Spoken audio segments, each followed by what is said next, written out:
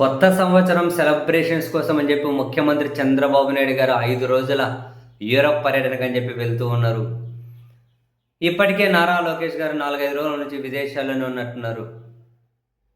బహుశా ఏ దేశంలో ఉన్నారో, ఎప్పుడు వెళ్ళారో కూడా ఎవరికీ తెలియదు కూడా. అయితే ఈ క్రమంలో ఈరోజు వైఎస్ఆర్ కాంగ్రెస్ పార్టీ ఒక ఆసక్తికరమైన ట్వీట్ చేసింది. TDP leaders enjoying luxury foreign trips అని. ఆసక్తికరం. 38 ట్రిప్స్ ఇన్ జస్ట్ 1 ఇయర్ అట. 2025లో 38 ట్రిప్పులు చేశారట క్యాబినెట్లో ఉన్న వాళ్ళు. What it the public it? Nothing but disappointment అట. జనానికి వచ్చినది ఏమీ లేదు, వాళ్ళు 38 లగ్జరీ ట్రిప్పులు వేశారని.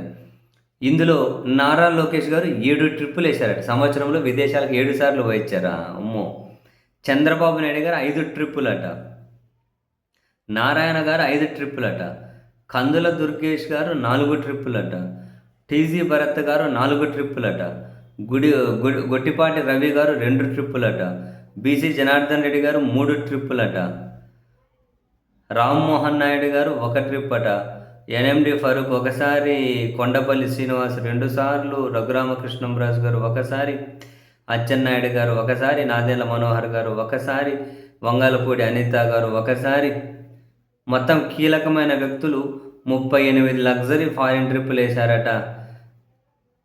కానీ ప్రజలకు వచ్చినటువంటి ప్రయోజనం మాత్రం 0 అని చెప్పి వీళ్ళు ఒక ట్వీట్. నిజంగానే ఎన్నిసార్లు పోయేసి వచ్చారా సంవత్సరం రోజుల్లోనే? బాగుంది.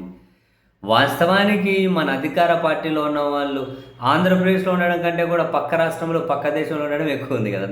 ముఖ్యులందరూ హైదరాబాదే. చంద్రబాబు నాయుడు గారి ఇల్లు హైదరాబాదే, డీసీఎంగా ఉన్న వ్యక్తి హైదరాబాదే, మినిస్టర్లు ఇల్లు అన్నీ సుమారుగా హైదరాబాదే. అందరూ అక్కడి నుంచే ఉన్నారు, అక్కడి నుంచే చేస్తూ ఉన్నారు. సో ఇప్పుడు ఏకంగా ఫారిన్ లగ్జరీ ట్రిప్పులు కూడా ఏకంగా 38 ట్రిప్పులు అయితే వేశారట. ఎంజాయ్ చేస్తున్నారు.